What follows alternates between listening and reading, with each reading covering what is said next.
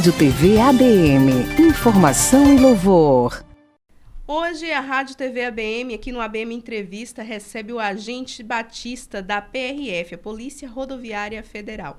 Ele é muito conhecido na região, vai se apresentar um pouco, caso você não conheça, não esteja se lembrando de quem é ele. Ele está sempre presente nas principais ocorrências que acontecem aqui no extremo sul da Bahia, e a gente vai ter a honra e a satisfação que ele vai dividir conosco um pouco dessa sua experiência. Nós, da Rádio TV ABM, Rede Solo de Comunicação, damos as boas-vindas ao agente Batista. Vamos abrir o espaço para ele se apresentar, falar um pouco de quem é o perfil do agente Batista, que a gente só conhece como agente Batista da PRF, falar quem ele é filho da cidade, não, quando chegou aqui, fique à vontade, o espaço é do senhor. Bom dia a todos. Para quem não me conhece, né, sou conhecido como Batista aqui na PRF, mas meu nome completo é Marcelo Rodrigues Batista. E cheguei aqui em 2009. Não sou filho da terra, né? Mas me considero adotado, porque eu não quero mais sair de Teixeira de Freitas. Me considero hoje um cidadão teixeirense. Estou muito satisfeito na cidade. E, como eu falei, cheguei aqui em 2009, sou oriundo do Exército, né? Trabalhei 22 anos lá. Quando passei no concurso, eu estava em Recife. Aí tive a grata recompensa de vir aqui para a delegacia de Eunápolis, e quando eu conheci a região, me apaixonei por Teixeira de Freitas e optei por ficar por aqui. E, como disse, não pretendo mais sair. Que bom, a gente agradece, né? um bom profissional no município. E desde quando o senhor entrou para a Polícia Rodoviária Federal, o que era do Exército, né? O que o motivou a fazer essa escolha? A sair do Exército, se a gente pode colocar assim, e prestar um concurso para ser um agente da Polícia Rodoviária Federal? A profissão mesmo é que me chamou a atenção. Eu tinha alguns amigos já na Polícia Rodoviária Federal, de vez em quando a gente trocava umas ideias, eu perguntava como é que era o trabalho. E nesses relatos que eles me contavam, né, eu me empolguei. Eu gostei do tipo do trabalho, né, como a gente executa o trabalho em equipe. Para você ter uma ideia, o chefe mais perto nosso está em Eunápolis, o chefe do estado está em Salvador. E é uma profissão que conta muito a sua participação. E é você que define o seu trabalho. Você tem umas metas a atingir durante o trabalho, e você mesmo que faz a cobrança pessoal sua, do que você vai executar. Então era o tipo do trabalho que eu sempre gostei. E quando eu vim para cá, confirmou aquilo que eu esperava. A gente ter essa liberdade do trabalho, muita responsabilidade. Todo ato nosso tem consequência, e consequência pesada. No decorrer aqui da entrevista a gente pode contar alguma coisa. E fazer a propaganda, né? Que claro. venha, que o pessoal se empolgue como eu me empolguei, e faça o concurso e venha trabalhar conosco. Então, para a gente tentar, né, buscar, empolgar mais pessoas para virem para a PRF, conta para nós em que consiste o trabalho de um agente da PRF. O senhor comentou por alto aí, mas em que nós ouvimos falar de fiscalização, nós ouvimos falar de blitz, né, de operações. Em que consiste o trabalho de um agente? Para quem gosta de surpresa, é um excelente trabalho. Cada plantão, você se depara com uma situação diferente. De tudo. Muita gente pensa, né, que nosso trabalho é só fiscalização. Vou dar só um exemplo aqui do plantão passado agora. Nós já era por volta de 22h30, quase 23 horas, e aparece um adolescente lá entre 13 e 14 anos. Tem alguma coisa, fiscalização de trânsito? Não. Nada a ver, né? Nada a ver. Pois é, mas é obrigação nossa. Entendi. Então chegou esse menor relatando que é vítima de violência doméstica, né? Nossa. Aí não cabe nós apurarmos se é ou não. Cabe a nós encaminharmos para o Conselho Tutelar. E é isso que a gente faz. Todo menor que pede o apoio da Polícia Rodoviária Federal, a gente entra em contato com o Conselho Tutelar. Quando consegue entrar com a família, entra em contato com a família também. Mas independente de contato com a família, o principal é o Conselho Tutelar. A gente encaminha a criança e o Conselho Tutelar toma as providências Legal.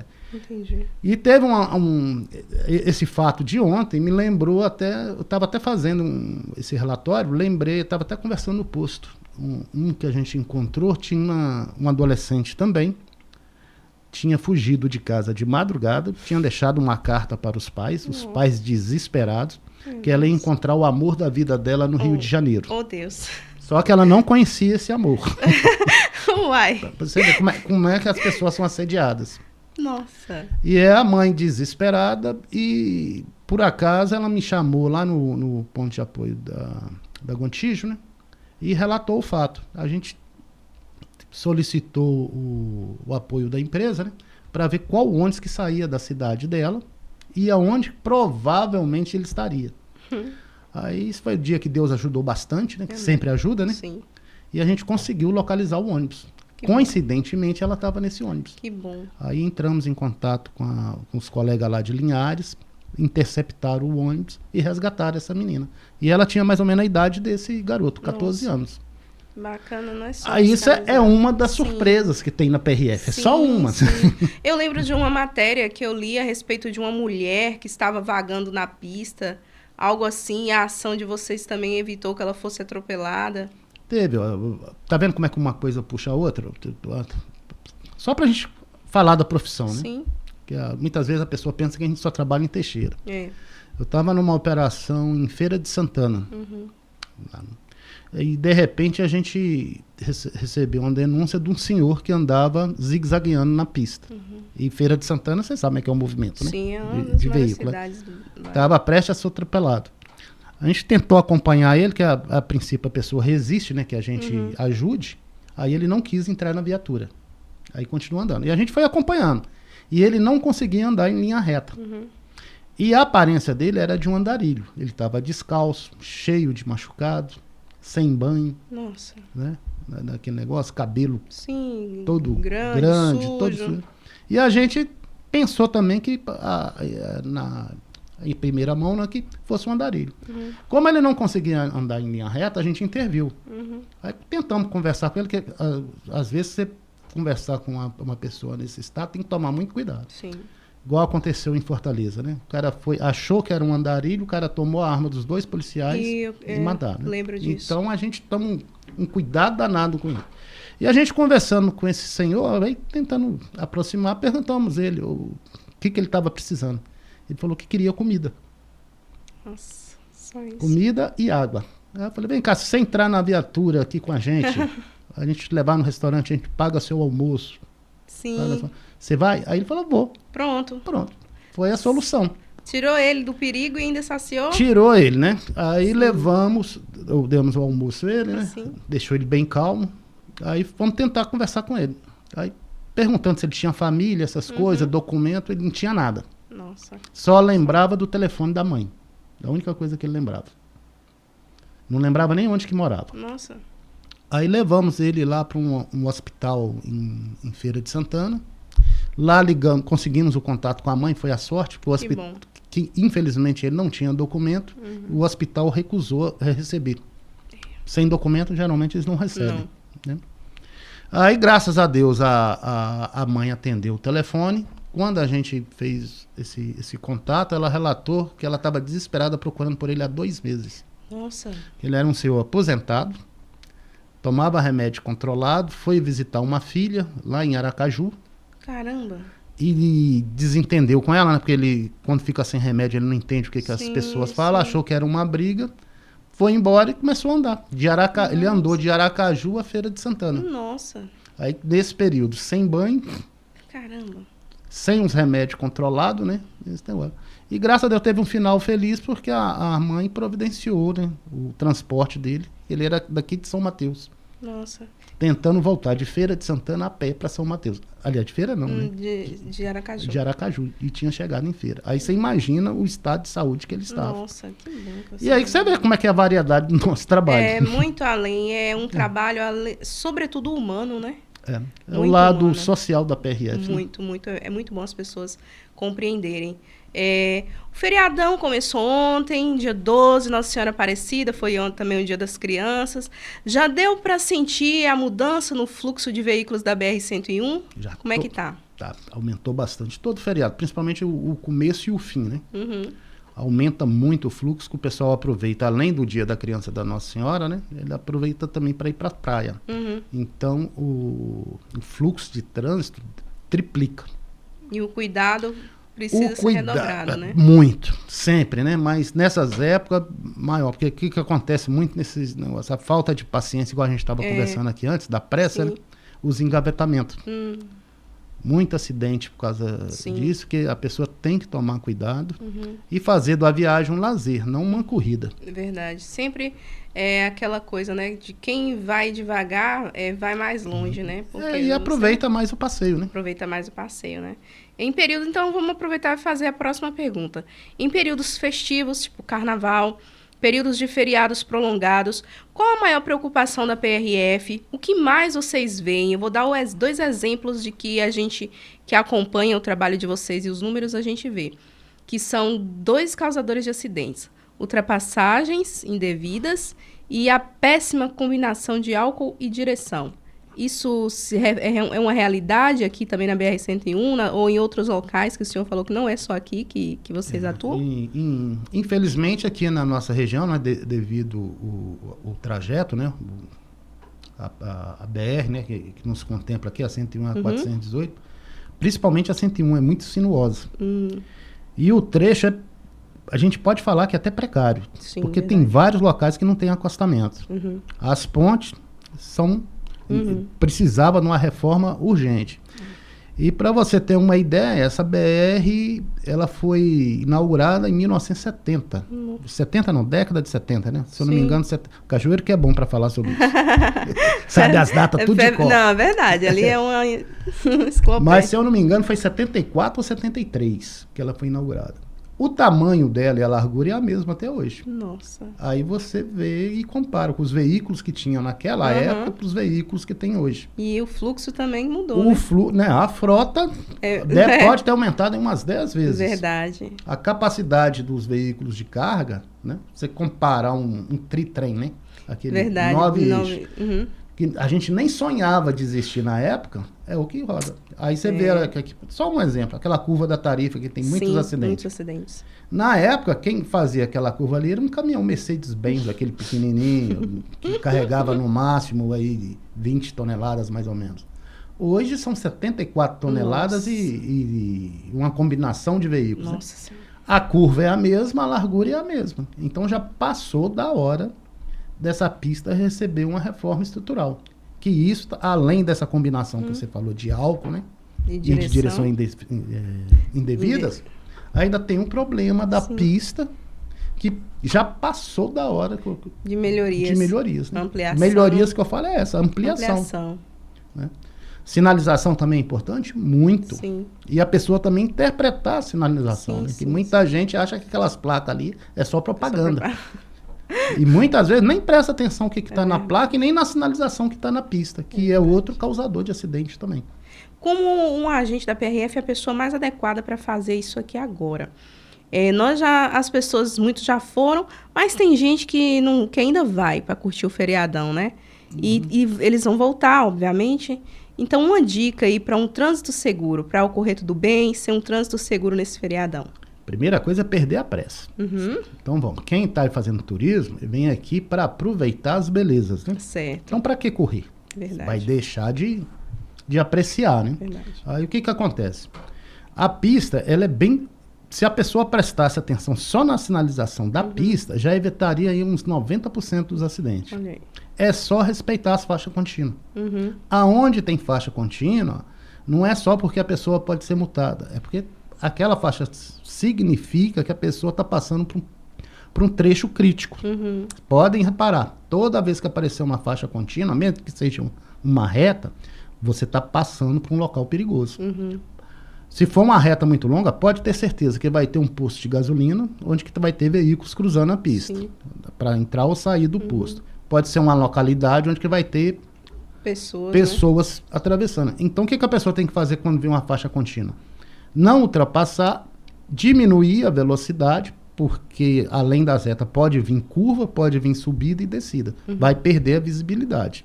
Então, para você não ser surpreendido, até por outro veículo que possa estar fazendo uma ultrapassagem devida no sentido contrário, você diminui a velocidade, não faça a ultrapassagem e vá com calma, vá apreciando as paisagens. É isso aí, sempre com calma. Com muito calma. bom. Olha, quando nós conversamos essa conversa, o senhor falou que eu podia perguntar Fique à vontade. qualquer coisa. Falar isso comigo, eu vou perguntar. Então, vamos lá. Nesses seus anos, né, de profissão, já passou por situações de suborno, de tentativa de suborno? Já, inclusive, já teve essas tentativas. Eram mais comuns, não é porque quando eu cheguei, não. Que vários policiais que passaram por aqui, a gente, principalmente quando eu iniciei, eu achava isso estranho. A gente ia fiscalizar uma carreta, um caminhão. Geralmente o motorista, que eu acho que era prática daquela época, né? Entregava aquela carteirinha, geralmente já com uma nota solta. Oh. Pois é.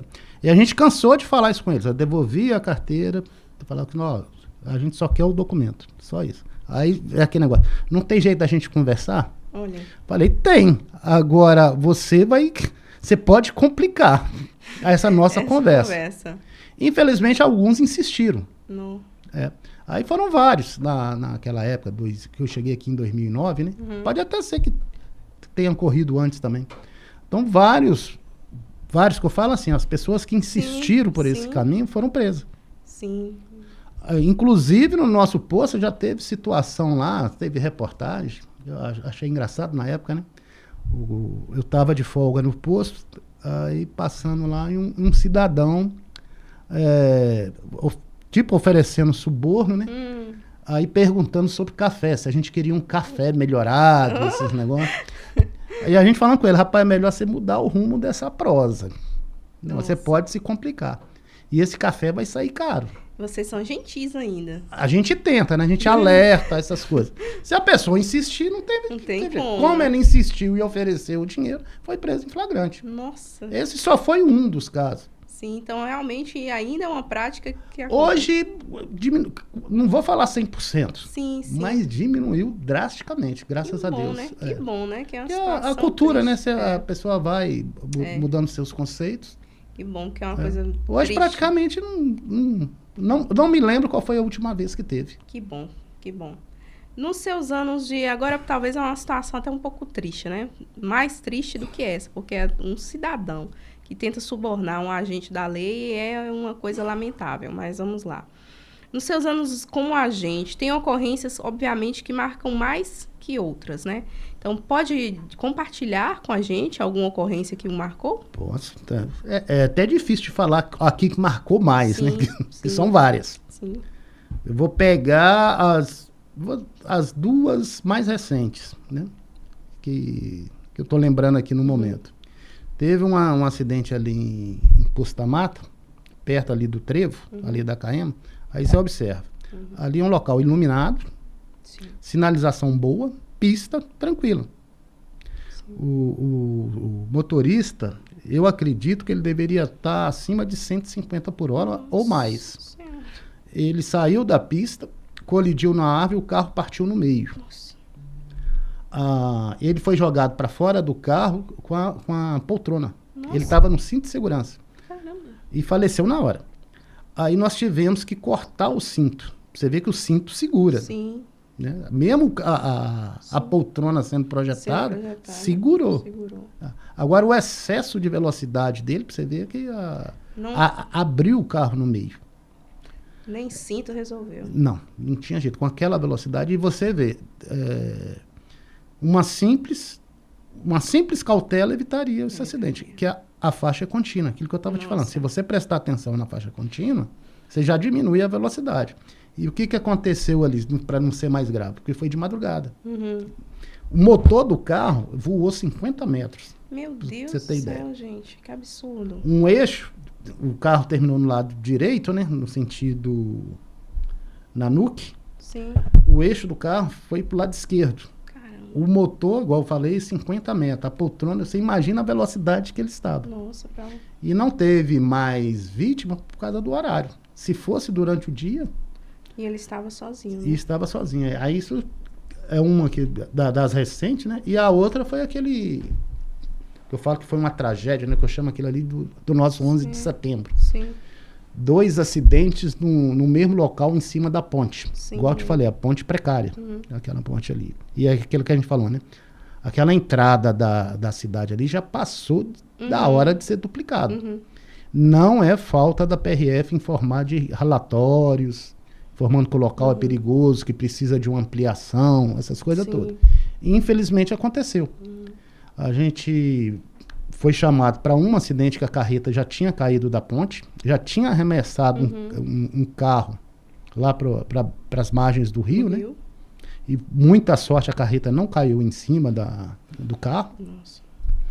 E aquela confusão toda para a gente atender esse acidente. Não deu, acho que 10 ou 15 minutos que a gente estava no local, veio outra carreta desgovernada, né? Aí já estava posicionado lá veículos dos bombeiros, guincho. E a sorte que a gente conseguiu tirar, isso aí, eu até falar para o público, né? O problema de curiosidade e dos seus concorrentes, cara. Porque hoje todo mundo quer ser repórter. Todo mundo, E numa situação de tragédia daquela que já tinha falecido um casal que ainda estava preso nas ferragens, as pessoas fazendo imagens de celular, que todo mundo quer ser repórter, né? Falta de respeito, gente. Aí a ponte, quando a gente chegou lá, com certeza tinha mais de 20 pessoas ali em cima. Tudo curioso. Tudo curioso. Para ajudar? Não. Né? E aí, quando os bombeiros começaram a fazer o trabalho de resgate, né? E, inclusive, já tinha tirado as vítimas do carro, que já estava sendo atendida numa ambulância, veio a carreta desgovernada. Colidiu em 2 veículos do bombeiro que arremessou lá para trás, e infelizmente a ambulância tinha 2 bombeiros, né? E 2 vítimas do primeiro sendo acidente. Atendidas. Que já tinham caído no rio e voltaram a cair. Nossa! Pra você ter ideia como que foi a gravidade foi horrível, eu me lembro. desse acidente. E aí você vê, a causa do acidente em si também é uma coisa boba. Sim. Pressa. O que acontece ali? Na hora que você desce na pista, você vê que a faixa contínua ela é quase toda na extensão da ponte. Quase toda. Em cima tem 2 radares, né? Indicando lá a velocidade 40 por hora. Para uma carreta chegar lá embaixo e empurrar 2 veículos como se fosse uma bolinha de papel, você imagina a velocidade que ele estava. No negócio. Se ele só prestasse atenção ali na faixa contínua, e o motorista de carreta aqui, ele já passou ali várias vezes. Com certeza, né? Então ele sabe que tem uma ponte ali embaixo. Não é novidade. Então, o que a pessoa tinha que fazer? Não ultrapassar, não acelerar e ir com velocidade moderada. Se ele tivesse com a velocidade moderada, vamos supor 50, 60 por hora, ele teria visto todos os veículos que estavam em cima da ponte com o giroflex assinado. Ele veria os cones. Que é a sinalização. Que é a sinalização. E esses cones, muitas vezes a pessoa pensa que é obrigação da polícia rodoviária chegar e colocar imediatamente. O pessoal acha que a gente tem um botão dentro da viatura, que a gente acabou de chegar. E já? E pra você ter ideia, quando a gente colocou esses cones na pista, tinha gente em cima da pista desses curiosos pra gente tirar. Fila de carro parado. Você imagina se essa carreta que desgovernou tivesse pegado uma fila de carro parado. Tinha sido uma tragédia ou muito ter atropelado várias pessoas em cima da ponte. Os curiosos. Aí, tá vendo como é que uma coisa puxa a outra? Anápolis, Goiás. Aconteceu um acidente, acho que foi mês passado. Aí aconteceu isso tudo que eu tô te falando. Olha. Em cima de uma ponte, uma carreta desgovernada, da mesma forma, colidiu na fila de carro que estava parado, aí envolveu 18 veículos. Nossa. Teve criança presa nas ferragens. Que triste. Quem quiser dar uma olhada em casa, só entrar no YouTube, busca lá Anápolis que vocês vão ver. E o que poderia ter evitado? Isso que eu estou falando. Olha, não tem a faixa contínua ali? Diminuir a velocidade. Sim, uma coisa simples, né? Simples. Que as evitaria todas essas tragédias. Deixando de fazer. É muito complicado, né? Nossa. Agora a gente vai falar de transporte clandestino. Vamos lá. Como que está essa situação de transporte clandestino aqui na nossa região? Aqui nós temos 2 problemas, né, que agravam essa situação. Primeiro vamos falar dos transportes clandestinos, porque tem o transporte clandestino dentro do município, dentro da região, né, ou dentro do estado, e tem aquele que é de um estado para o outro. Ou dentro do estado ou dentro do município, a fiscalização principal é da AGERBA. Né? Quando é de um estado para o outro, é da NTT. Infelizmente, essa parte da NTT está muito prejudicada, porque nós perdemos aqui. Nós tínhamos uma agência da NTT na cidade e não temos mais. Isso dificulta nosso trabalho. Porque, igual eu te falei, quando a gente... Qual pegou o caso do menor? A gente encaminha para o Conselho Tutelar. Sim. Polícia Rodoviária tem que encaminhar para algum lugar. Hoje, se eu pegar um ônibus que está fazendo um transporte clandestino de uma cidade, de um estado para o outro, eu não tenho uma agência da NTT para encaminhar. Complica. Então, eu vou ter que fazer só o trabalho da Polícia Rodoviária Federal. Que é? Que consiste o trabalho? A fiscalização do ônibus, das condições de segurança dele. Entendi. Então, às vezes, o ônibus pode estar em umas condições de segurança ótimas, mas ele não tem autorização para fazer essa viagem. E o que é muito comum acontecer é isso aí. Porque os ônibus que fazem esse transporte clandestino, geralmente eles estão em estado precário. A passagem, quando você compra uma passagem mais barata, não é à toa. Já desconfie. Já desconfie. Qualquer cidadão aí, falar pro pessoal de casa, Sim. você pode dar uma olhada no ônibus que você vai viajar. Você embarca nele se você quiser. Verdade. Mas se a passagem estiver muito mais barata, dá uma olhadinha nos pneus. Só assim, ó, olho nu. Dá uma olhadinha. Dá uma olhadinha quantos motoristas tem no ônibus. Veja se esse percurso, você vai pegar um percurso muito longo, vamos supor, Fortaleza, São Paulo. Aí só tem um motorista. Rapaz. É isso que é a fiscalização clandestina. Aí o que acontece quando a Polícia Rodoviária Federal trabalha com a NTT? Esses ônibus são presos. Presos assim, né? Retidos. Retidos, né? Retidos. Aí o cidadão lá, o responsável, vai ter que pagar passagem para todos dentro do ônibus. Você imagina o preço que vai ficar Nossa. isso. Mais a alimentação. Mais caro que se ele regularizasse. Esse é o problema do transporte clandestino, né? E que, infelizmente, a maioria da população vá no mais barato, né? E o barato sai caro. Se você pegar o resultado de acidente envolvendo ônibus clandestino, é enorme. E, geralmente, os acidentes com ônibus clandestino, geralmente, envolve muitas mortes. Não. Por causa do estado de segurança que não tem. E outra, você fazer uma viagem tipo Fortaleza, São Paulo, com um motorista. Não tem lógica.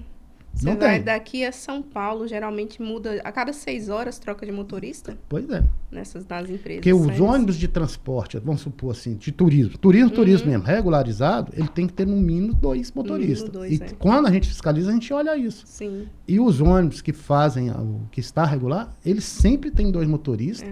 E é um ônibus que dá inveja até na empresa regular. verdade. Porque o ônibus é muito bom. Pode dar uma olhada aí, pro pessoal que tiver curiosidade. Esses ônibus que passam aqui na nossa região para Porto Seguro.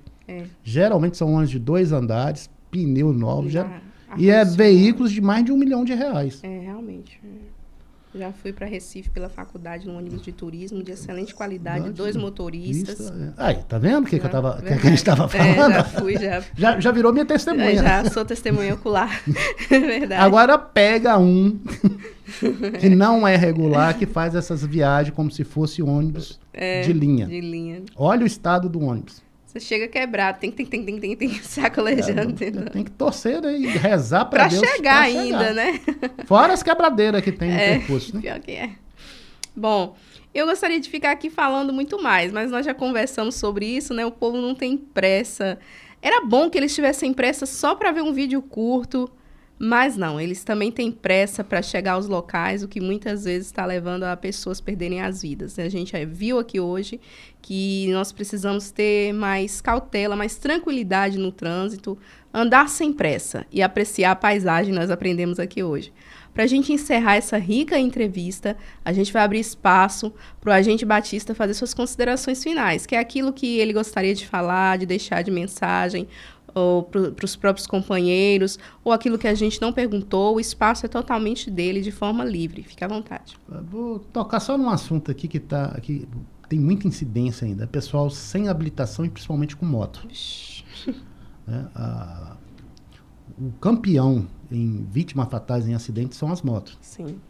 E quando você, principalmente aqui na nossa região, o que mais acontece é uma moto sem farol, pneu liso, e o condutor, além de bêbado, muitas vezes sem habilitação. Eita. E quando a gente está fiscalizando, às vezes até a população fica contra, porque fica com dó Sei. de você pegar uma moto desse né, que a pessoa não vai conseguir regularizar. É. Ele vai perder sua moto quando a gente fiscalizar. Verdade.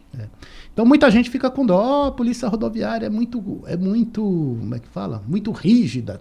Qualquer coisinha prende. Qualquer coisinha.